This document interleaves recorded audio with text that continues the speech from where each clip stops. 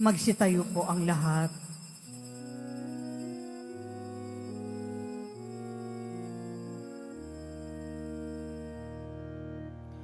Ako'y kaawaan, o mahal kong Diyos, sang-ayon sa iyong kagandahang loob.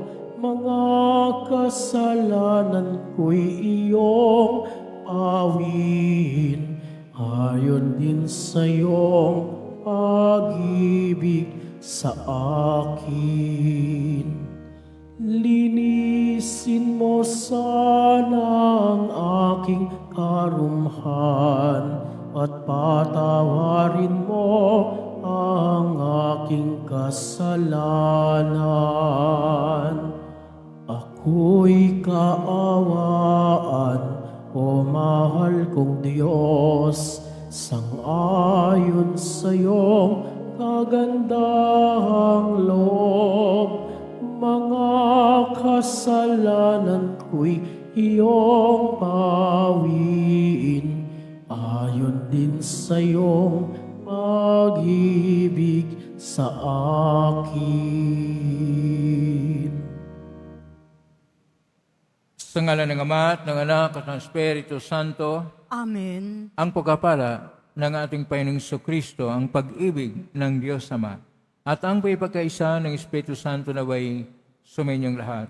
At sumaiyo rin. Mga kapatid, nasasabado tayo ng ikalima na linggo ng Kwaresma o 40 na araw ng paghanda para sa Pasko ng pagkabuhay muli ng ating Panginoon.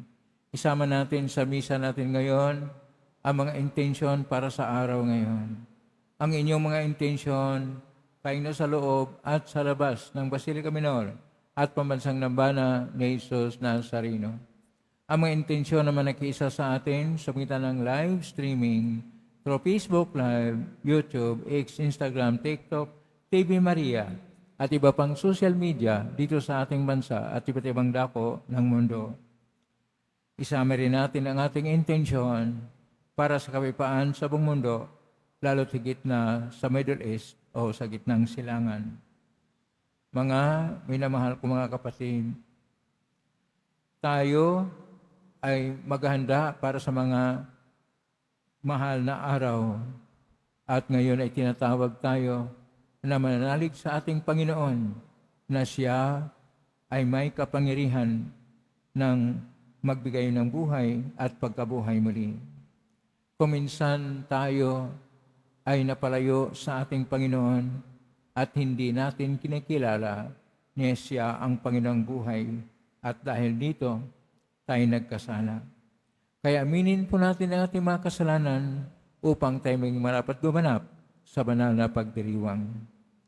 Inaamin ko sa makapangyarihang Diyos at sa inyo mga kapatid na lubha akong nagkasala sa isip, sa salita, sa gawa at sa aking pagkukulang.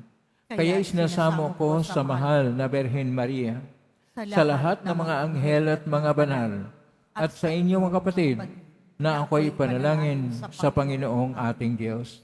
Kaawaan tayo na makapangyarihang Diyos, patawarin tayo sa ating mga kasalanan, at patnubayan tayo sa buhay na walang hanggan. Amen. Panginoon, kaawaan mo kami. Panginoon, kaawaan mo kami. Kristo, kaawaan mo kami. Kristo, kaawaan mo kami. Panginoon, kaawaan mo kami. Panginoon, kaawaan mo kami. Manalangin tayo.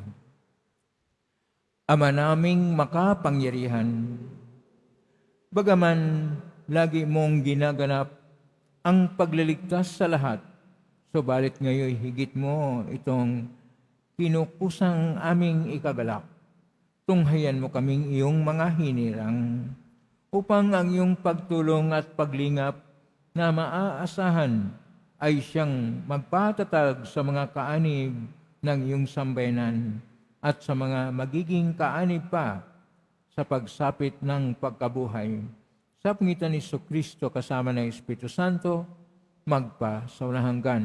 Amen. Magsiupo muna po ang lahat. Pagbasa mula sa aklat ni Propeta Ezekiel. Ito ang ipinasasabi ng Panginoon. Titipunin ko ang mga Israelita mula sa mga dakong kinatapunan nila upang ibalik sila sa sarili nilang bayan. Sila'y pag-iisahin ko na lamang, isa lamang ang magiging hari nila, hindi na sila mahahati, sila'y gagawin kong isa na lamang kaharian. Hindi na sila sasamba sa Diyos-Diyosan, ni gagawa ng kasuklam-suklam na mga kabagay o anumang paglabag. Hindi na sila tatalikod sa akin, lilinisin ko sila, sila ang magiging bayan ko, at ako ang magiging Diyos nila. Isang tulad na lingkod kong si David ang magiging hari nila. Susundin na nilang mabuti ang aking mga utos at tuntunin. Sila'y doon na maninirahan sa lupaing tinirahan ng kanilang mga ninuno, sa lupaing ibinigay kay Jacob. Sila ay ang kanilang mga anak at magiging anak, ang mga anak ay doon mananatili habang panahon. Isang haring tulad ni David na aking lingkod, ang magiging pinuno nila magpakailanman. Gagawa ako ng isang tipan sa kanila, ito ay tipan ng kapayapaan at mamamalagi magpakailanman. Pagpapalain ko sila at pararamihin, itatayo ko sa kalagitnaan nila ang aking templo, ako'y mananatiling kasama nila magpakailanman. Ako ang magiging Diyos nila, sila ay magiging bayan ko, at kung mananatiling na kalagitnaan nila ang aking templo, malalaman ng lahat ng bansa na akong Panginoon ang humirang sa Israel upang maging akin. Ang salita ng Diyos. Salamat sa Diyos. Pumapatnubay na Diyos ay pastol na kumukupkop. Pumapatnubay na Diyos ay pastol na kumukupkup. Mga bansa, pakinggan ninyo ang sabi ng poon at ipahayag ninyo sa malalayong lupain. Pinapangalat ko ang mga anak ni Israel, ngunit sila'y muli kong titipunin at aalagaan, gaya ng pagkabantay ng isang pastol sa kanyang mga tupa. Pumapatnubay na Diyos ay pastol na kumukukup. Sapagkat tinubos ng poon si Jacob at pinalaya sa kapangyarihan ng kaaway, na lubhang makapangyarihan at malakas, aakyat silang nagsisigawan sa tuwa patungo sa bundok ng Sion, tigib ng kaligayahan dahil sa mga pagpapala ng poon. Pumapatnubay na Diyos ay pastol na kumukupkup. Kung magkagayon, sasayaw sa katuwaan ang mga dalaga, makikigalak pari-pari ang mga binata at matatanda, ang kanilang dalamhati ay magiging tuwa, papalitan ko ng kagalakan ang kanilang kalungkutan. Pumapatnubay na Diyos ay pastol na kumukupkup. Magsitayo po ang lahat.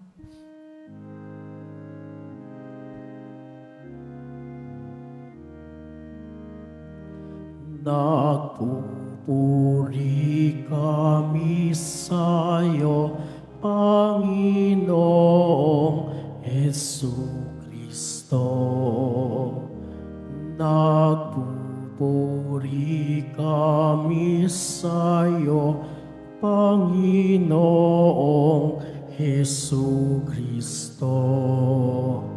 Sinabi ng poong mahal, kasamaan ay layuan, kasalanay pagsisihan. Kayo ay magbagong buhay, magbalik loob na tunay. Nagpupuri kami sa'yo, Panginoong Jesucristo. Sumainyo ang Panginoon. At sumaiyo rin. Ang mabuting balita ng Panginoon ayon kay San Juan. Papuri sa iyo, Panginoon. Noong panahon yon, marami sa mga Hudyong dumalaw kay Maria ang nakakita sa ginawa ni Jesus at nananalig sa Kanya. Ngunit ang ilan sa kanila ay pumunta sa mga Parisiyo at ibinalita ang ginawa ni Jesus. Kaya tinipon ng mga punong saserdote at ng mga Parisiyo ang mga kagawad ng Sanhedrin. Ano ang gagawin natin, wika nila?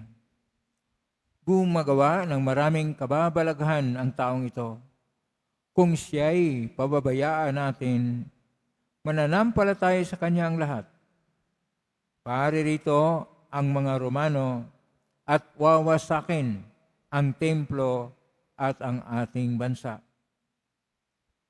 Ngunit isa sa kanila, si Caifás, ang pinakapunong saserdote noon, ay nagsabi ng ganito, ano ba kayo?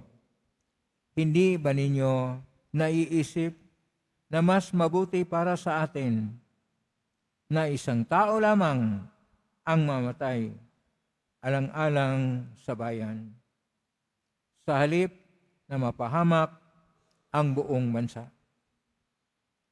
Sinabi niya ito, hindi sa ganang kanyang sarili lamang, bilang pinakapunong saserdote ng panahon yon, hinulaan niyang mamatay si Jesus dahil sa bansa at hindi dahil sa bansang iyon lamang, kundi upang tipunin ang nagkawatak-watak na mga anak ng Diyos.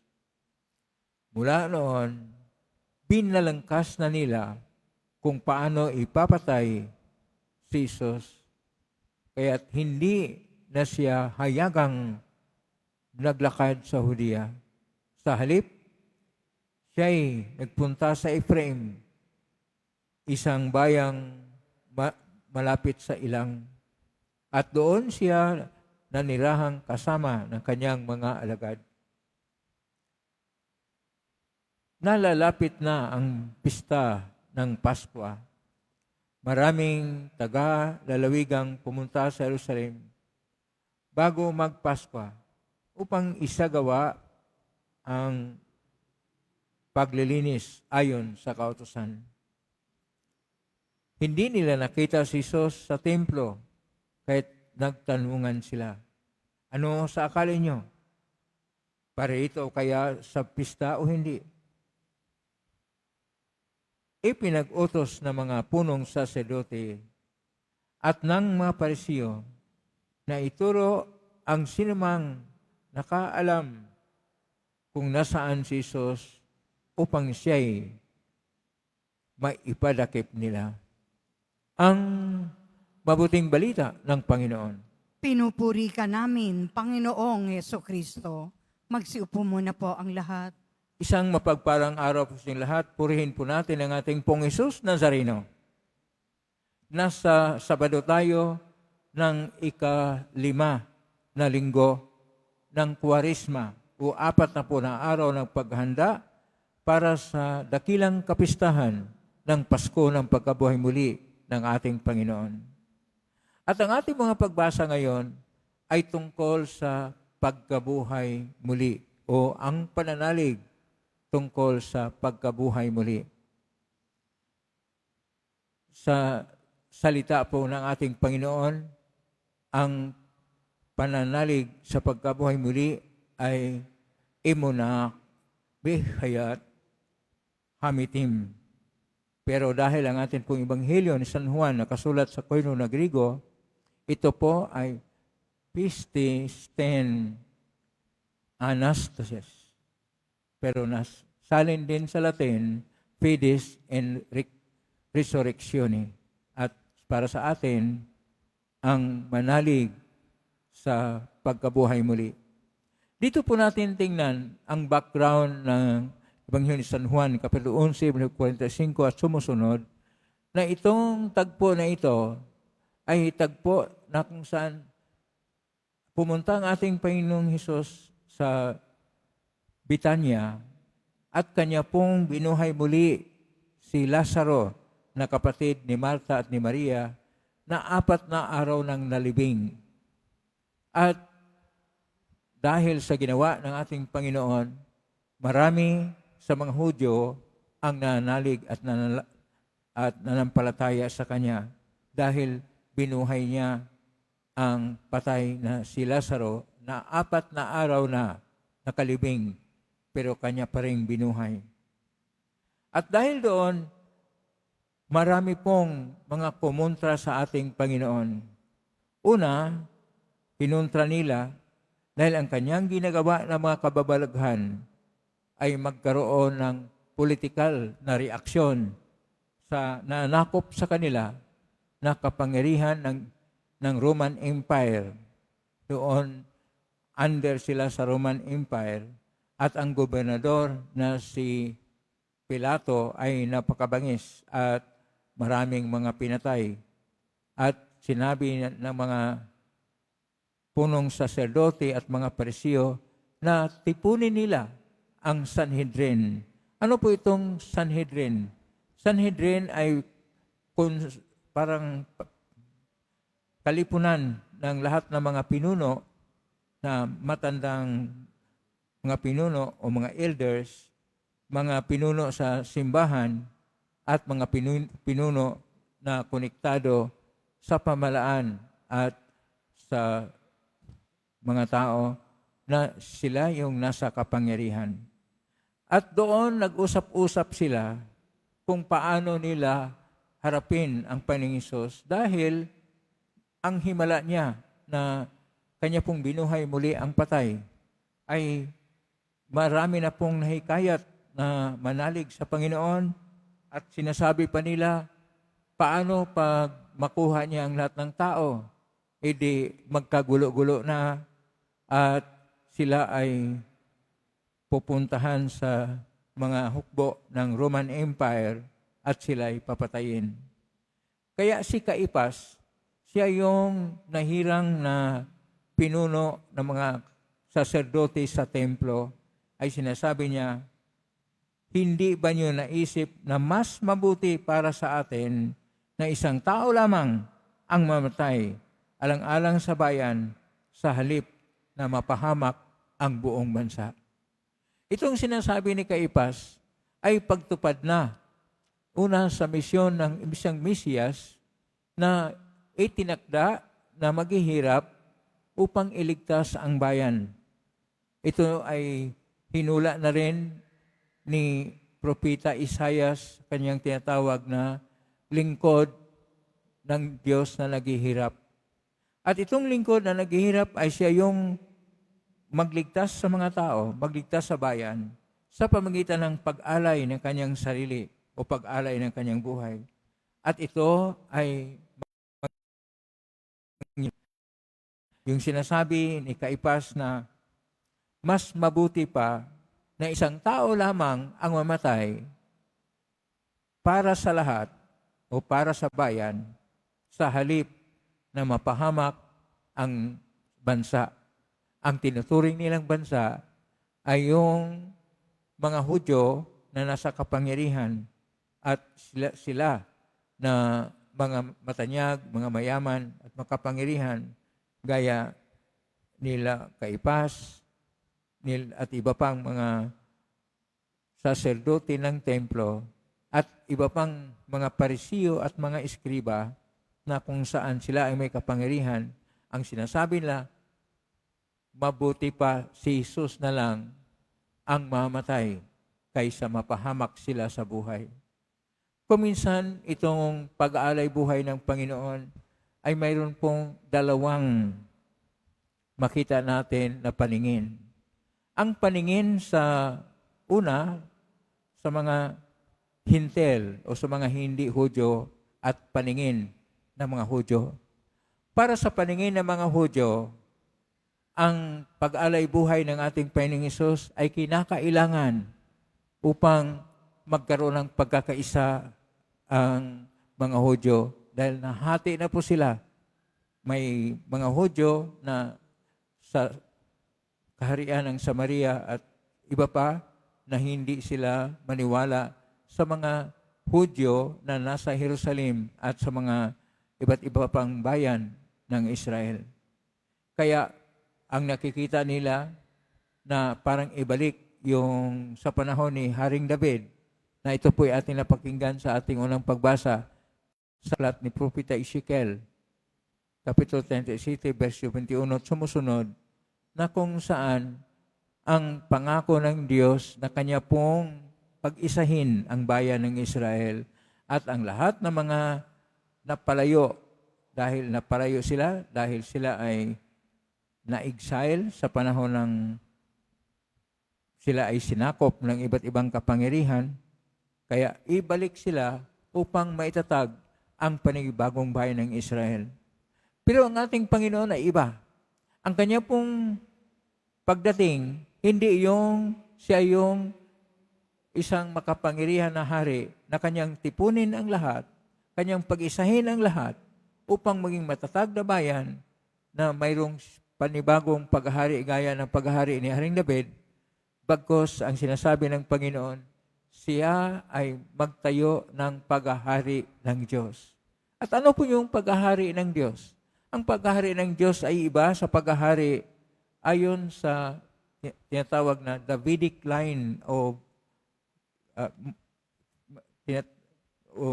linya ni Haring David na kung saan ang lahat ay sa ilalim ng kapangyarihan ng isang hari. Ang sinasabi ng Panginoon ni Hesus tungkol sa paghahari ng Diyos ay ang pagiging Panginoon ng Diyos sa bawat puso, sa bawat kaluluwa, sa bawat pag-iisip ng lahat ng mga tao. Nang ibig sabihin ng paghahari ng Diyos, Diyos ang siyang mangunguna. Diyos ang siyang makapangyarihan sa lahat. Kaya kaiba sa inaasam-asam o kaiba sa inaasahan ng mga parisiyo, mga eskriba at mga saserdote sa Jerusalem na magkaroon ng isang Mesiyas na siyang magtitipon sa kanila upang sila magkaisa at hindi na mabuwag at magiging malaking kapangyarihan laban sa ibang bansa at sila ay mapalaya sa pananakop ng Roman Empire. Ang ating Panginoon ay iba. Ang ating tinuturo ng ating Panginoon, ang kaharian ng Diyos o ang paghahari ng Diyos ay una sa lahat paghahari ng pag-ibig, paghahari ng katotohanan, paghahari ng liwanag, pagkaroon ng habag sa kapwa, pagkaroon ng malasakit sa kapwa, ang mabuhay ng mabuti upang maisabuhay ang paghahari ng kabutihang loob ng Diyos sa bawat isa. So kakaiba ang inaasahan ng mga Hudyo, politikal na paghahari. Ang ating Panginoong Hesus, ang kanyang tinuturo ay ang Pumapanginoon na Diyos na puspos ng habag, awa, at may wagas na pag-ibig para sa lahat upang iligtas ang lahat ng tao. At dahil sa kakaiba doon, kanila pong pinagplanuhan na ang Panginoong Hesus ay kanilang dakpin at kanilang patayin. At ito ay nangyari nga. Pero ang mahalaga dito ay ang ating pagtingin na magpahanggang ngayon, ang pag-alay buhay ng ating Panginoong Hesus ay may saysay para sa atin sapagkat ang kaligtasan ay para sa lahat. Ang kaligtasan ng bawat isa ay naganap dahil sa alay ng buhay ng Panginoon. Sana tayo rin ay magsentro kay Kristo sa ating buhay, hindi sa mga pampolitika o pangkabuhayan o pera o kayamanan o katanyagan. Ang mahalaga, ang Diyos ay siyang maging sentro sa buhay. Ang Diyos ay siyang maging Panginoon ng ating mga puso. Pakisabi sa katabi mo, ang Diyos dapat ang mahalin mo. Ang Diyos dapat ang siyang mahalin. Ang Diyos dapat siyang maging saysay ng ating buhay. Amen.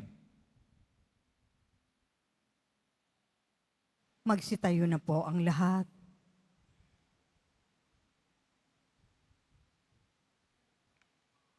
Minamahal ko mga kapatid, manalangin tayo sa Diyos na ating Ama upang tulad ni Kristo maging matatag tayo sa pagharap sa buhay at sa mga pagsubok na maging sa kamatayan, alang-alang sa buhay at paglago para sa ating mga sarili at para sa iba. Atin pong itutugon, Ama, gawin mo kaming kalugod-lugod na handog sa iyo. Ama, gawin mo kaming kalugod-lugod na handog sa iyo. Ang mga hindi Kristiyano naway makakilala kay Jesus na namatay para sa lahat. Manalangin tayo. Ama, gawin mo kaming kalugod-lugod na handog sa iyo. Ang mga Kristiyanong napahiwalay naway mag-ukol ng higit na pagtatalaga ng sarili sa ekumenismo. Manalangin tayo. Ama, gawin mo kaming kalugod-lugod na handog sa iyo. Ang mga may kapangyarihan naway mag-alay ng sarili sa pagtataguyod ng katotohanan at katarungan. Manalangin tayo. Ama, gawin mo kaming kalugod-lugod na handog sa iyo. Ang lahat ng Katoliko naway makadama na sila ay may natatanging kaugnayan sa isa't isa dahil sa iisang pananampalataya. Manalangin tayo. Ama, gawin mo kaming kalugod-lugod na handog sa iyo. Ang mga inang walang nanganak naway hindi maigupo ng bigat ng kanilang dinarandam. Manalangin tayo. Ama, gawin mo kaming kalugod-lugod na handog sa iyo.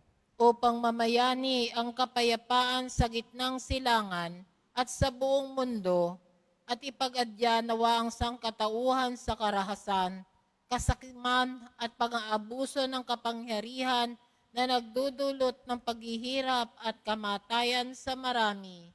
Manalangin tayo. Ama, gawin mo kaming kalugod-lugod na handog sa iyo. upang ang lahat ng mga nagdurusa dahil sa kalupitan ng digmaan at degliang ng makaranas ng kapayapaan at mabuhay ng may kapanatagan at kalayaan.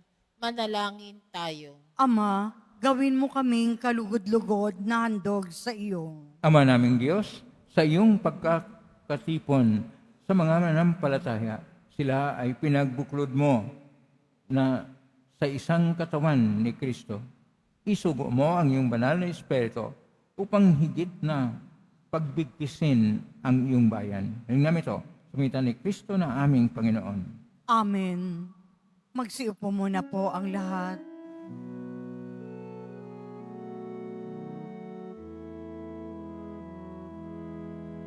Sa pagsunod sa utos mo, nalulugod akong labis, di masukat ang galak ko, pagkat aking iniibig. Sa'yo, Ama, aming handog, ang tinapay at alak na ito, handog ng iyong bayang sumasamo, humihingi ng patawad mo.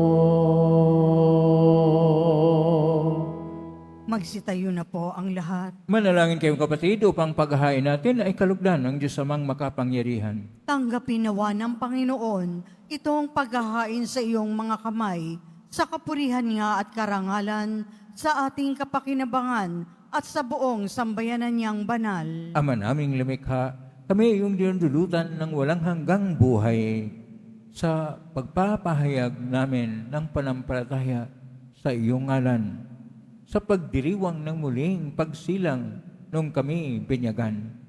Tanggapin mo ang aming mga alay at panalangin upang ang mga umaasang maging kaanib ng sambayanan ay huwag masiphayo sa kanilang inaasam, at ang mga umaasang patatawarin sa kasalanan ay tumanggap sa kanilang ilunggating makamtan. Sa pangitan ni Jesucristo kasama ng Espiritu Santo, magpa sa walang hanggan. Amen. Sumainyo ang Panginoon. At sumaiyo rin. Itaas sa Diyos ang inyong puso at diwa. Itinaas na namin sa Panginoon. Pasalamatan natin ang Panginoong ating Diyos. Marapat na siya ay pasalamatan. Ama naming makapangyarihan, tunay marapat na kay aming pasalamatan sa pangitan ni Jesucristo na aming Panginoon.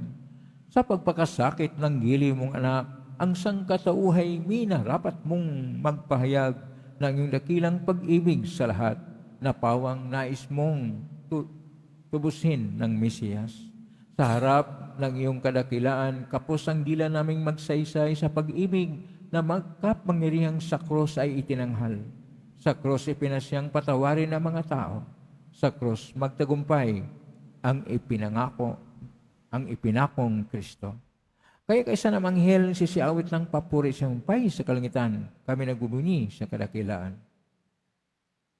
Santo, Santo, Santo, Panginoong Diyos ng mga hukbo, napupuno ang langit at lupa ng kadakilaan mo, o sana sa kaitaasan, pinagpala ang naparirito sa ngalan ng Panginoon, o sana sa kaitaasan, magsiluhod po ang lahat. Ama naming banal, ikaw ang bukal ng tanang kabanalan. Kaya sumitan ng iyong Espiritu yung banal na makaloob na ito pang para sa aming katawan at dugo ng aming Panginoong Jesucristo.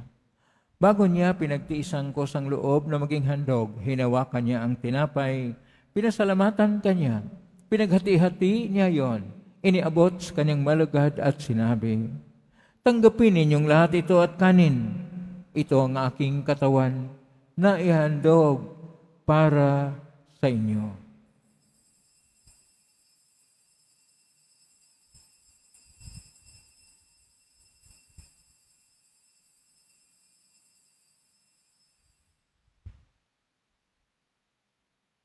Gayon din naman ang matapos ang hapunan, hinawakan niya ang kalis.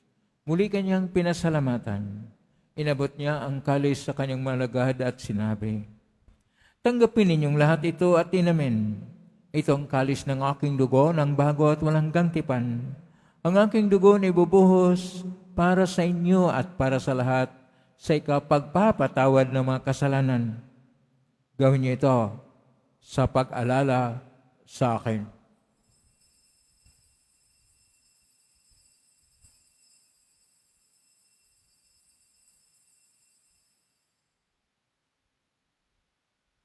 Magsitayo na po ang lahat. Ang misteryo ng pananampalataya. Si Kristo'y namatay, si Kristo'y nabuhay, si Kristo'y babalik sa wakas ng panahon. Ama, ginagawa namin ngayon ang pag-alala sa pagkamatay at muling pagkabuhay ng anak kahit naalay namin sa iyo ang tinapay nagbibigay buhay at ang kalis na nagkakaloob ng kaligtasan. Kami nagpapasalamat dahil kami narapat na tumayo sa harap mo para maglingkod sa iyo.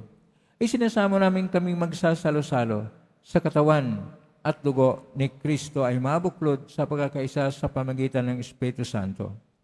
Ama, lingapin simbahang laganap sa buong daigdig. Pususin mo kami sa pag-ibig, kaisa ni Leon XIV na aming Papa at ni Jose na aming Obispo at ng Tanang Kaparian. Alalahanin mo rin mga kapatid naming nahimlay na may pag-asang sila'y muling mabuhay, ganyan ang lahat ng mga pumanaw. Kawaan mo sila at patuloyin sa iyong kaliwanagan. Kawaan mo dapatin kaming lahat na makasalo siyang buhay na walang wakas, kaisa ng mahal na Birhen Maria, na ina ng Diyos, ng kabiyak ng puso niyang ni San Jose, kaisa ng mga apostol, ni San Juan Bautista, ni San Lorenzo Ruiz de Manila, ni San Pedro Calungsod at ang lahat ng mga banal na namuhay dito sa daigdig ng kalugod-lugod sa iyo. May ipagdiwang nawa namin ang pagpupuri si karangal mo sa pangitan ng anak na aming Panginoong Hesus Kristo.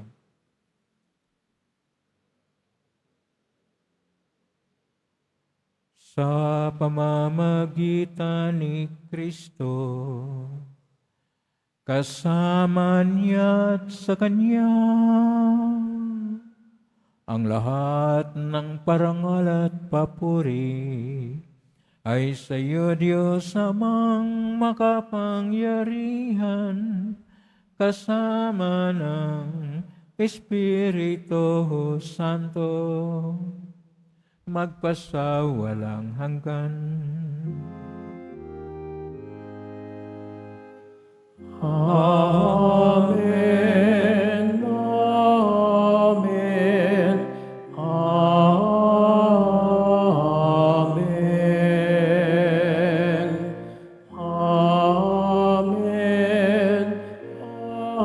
Amen. Amen. Amen. Sa tagubilin ng magaling na utos sa turo ni Jesus na natin as Diyos, ipahayag natin ng lakas loob.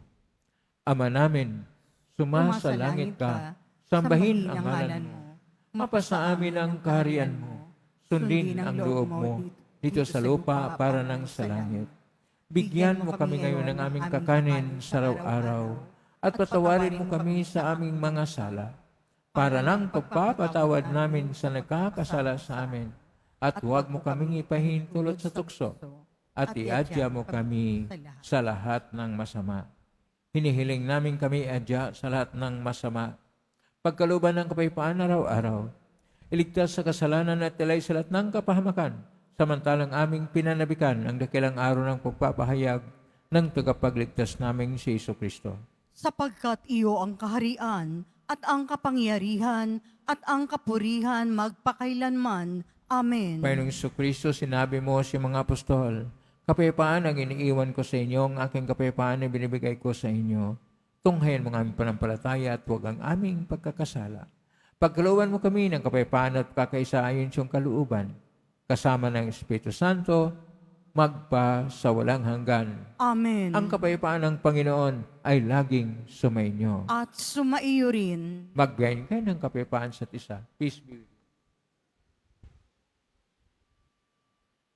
Kordero ng Diyos na nag-aalis ng mga kasalanan ng sanlibutan, maawa ka sa amin.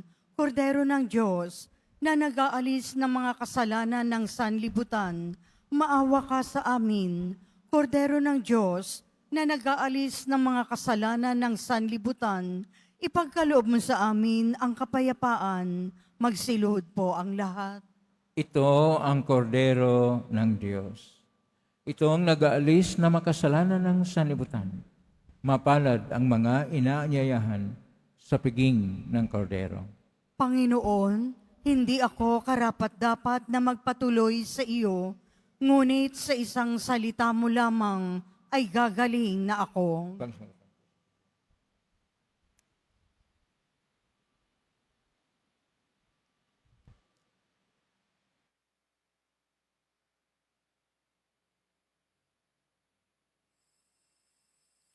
Para po sa lahat ng tatanggap ng banal na komunyon, sasagot po tayo ng amen. Pagkasabi ng pari o ng lay minister ng katawan ni Kristo at isubo agad sa bibig bago umalis sa harapan ng pari o lay minister. Sumunod po tayo.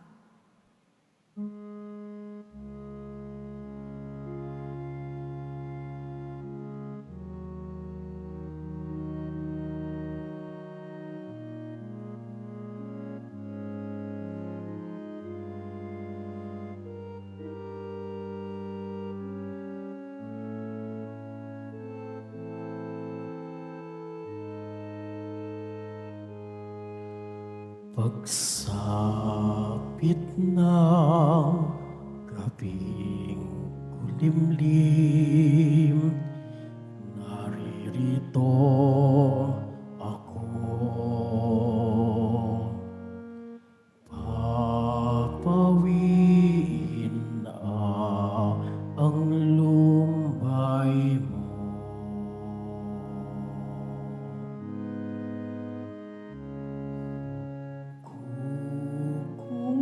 Kukumutan ka ng saya at aakayin ko ang pagsikat ng umaga.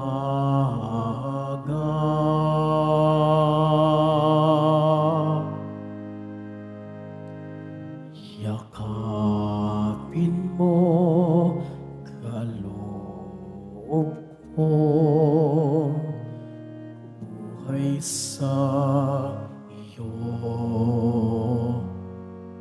Sa piling ko, damhin mo ang mundo.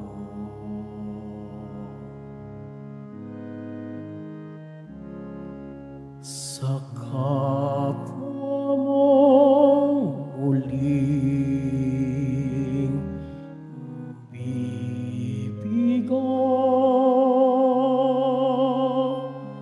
kapayapaan ko lamang ang sasagip sa iyo.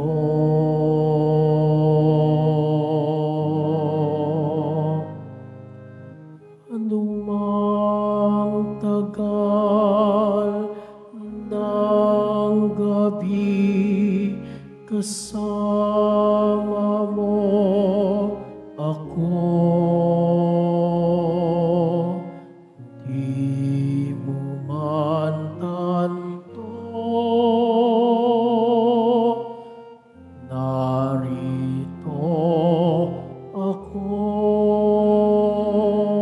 Ang buhay kong nagdulot ng buhay sa iyo.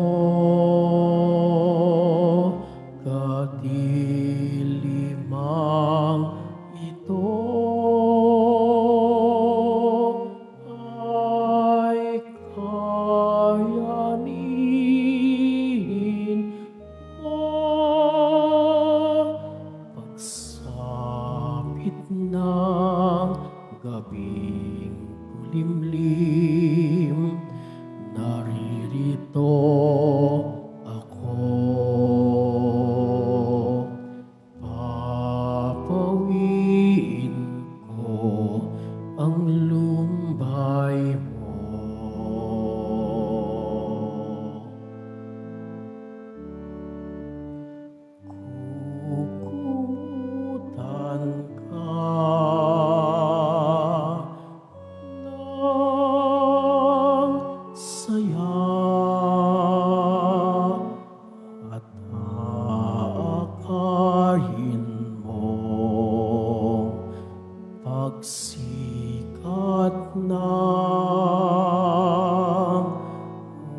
umaga.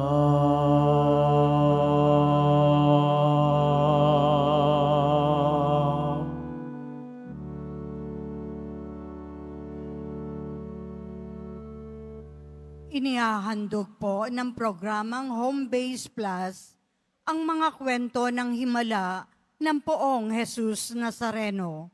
Ito po ay ang mga dokumentaryo sa mga buhay na binago ng ating Nuestro Padre Jesus Nazareno. Mapapanood po ito bukas, Linggo, sa ganap na ika-6 ng umaga sa GMA 7.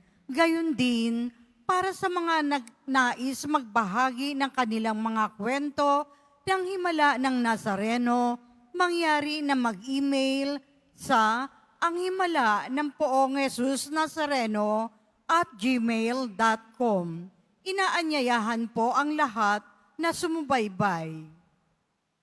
Ipinagbibigay alam po sa lahat na ang pagbabasbas ng mga palaspas ay mamaya sa mga misa ng ika-5 ng hapon, ika-6 at ika-7 ng gabi. Sa linggo ng palaspas, bukas po, March 29, sa bawat misa ay magkakaroon ng pagbabasbas simula alas 4 ng umaga hanggang ika-7 ng gabi. Mga kadiboto, mabibili po sa ating Pilgrim Center and Souvenir Shop ang mga imahen ng Poong Jesus Nazareno at aklat dasalan patungkol sa Poong Jesus Nazareno, English or Tagalog at iba pang mga souvenir. Ito po ay matatagpuan sa pinakaharap ng ating simbahan. Pagkatapos po ng misa, babasbasan po ang lahat ng banal na tubig. Pinakikiusapan po ang lahat na manatili lamang muna sa inyong mga lugar. Tanging sa Quezon Boulevard o sa Plaza San Juan lamang ang labasan ng lahat. Sumunod po tayo. Maraming salamat po sa inyong pagdalaw at pagsisimba sa Basilica Minor at Pambansang Dambana ni Jesus Nazareno. Magsitayo na po ang lahat. Manalangin tayo, Ama naming mapagmahal. Kaming yung pinapagsalo sa katawat dugo ng anak mo ay maging hindi nawa na iba sa Kanya. Sa pagtataglay buhay mong sa amin ay Kanyang pamana. Kasama ng Espiritu Santo, magpa sa walang hanggan. Amen. Maraming salamat po sa pagdalaw sa tahanan ng ating Pong Isus Nazareno. Kay mga narito, kay minugnay sa iba't ibang social media platform na posting sa iba't ibang paraan, naway ang inyong panalangin ay dinggin ng Poong Isus Nazareno. Salamat po sa lahat na walang sawang nagbigay ng tulong at donasyon sa Quiapo Church upang magkatulong ang Quiapo Church sa kapwa at ng mahirap at nangailangan. Salamat po sa inyong tulong, pagpalain kayo ng Panginoon Diyos. Salamat sa lahat ng mga naglilingkod ngayon, pagpalain ka lagi ng Poong Isus Nazareno. Tayo po'y tinatawag ng ating Panginoon na maniwala at manalig na siya ay Panginoon ng buhay at ang kanyang pagpakasakit sa atin sa kamatayan sa krus at pagkabuhay muli ay upang tayo'y maging kasalo niya sa buhay na hanggan sa pagkabuhay muli. Ngayon na po ang basbas, mga po naman taas bagya, mga bagay na pasbasan. Sumainyo ang Panginoon. At sumaiyo rin. Mahal na pong Isus Nazareno, inihag mo sa krus ang walang maloy na pag-ibig ng Diyos sa sangkatauhan. Pakinggan mo ang kahilingan, lalo na pas na ilangan na iyong tulong at awa. Makamtanawa namin iyong kasagutan, may tayong naloob na tinatanahon. Pasan po ninyo itong maimahin at dasalan upang lalo kaming manalangin at magtiwala. Sa pamagitan ng benisyon ito, naway lalo kami maging mapaglingkod, masunurin at tapat sa iyo, na iyong lahating Panginoon, magpa sa walang hanggan. Amen. Pagpalain kayo ng kapangyarihang Diyos, Ama at Anak at Espiritu Santo. Amen. Umay kang taglay ang kapayapaan, pag-ibig at pag-asa ng Pong Isus Nazareno. Salamat sa Diyos.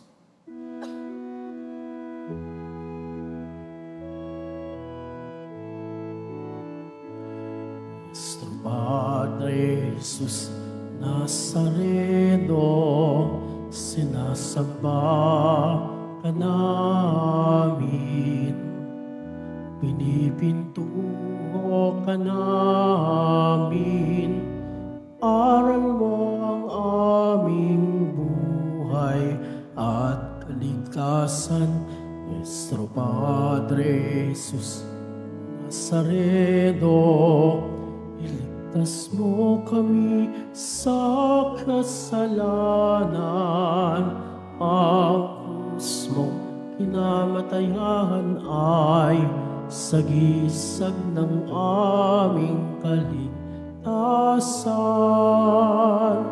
Nuestro Padre Jesus Nazareno, dinarangal ka namin. Nuestro Padre Jesus Nazareno, niluluwalhati ka namin. Nuestro Padre Jesus Nazareno, dinarangal ka namin. Nuestro Padre Jesus Nazareno, niluluwalhati ka namin.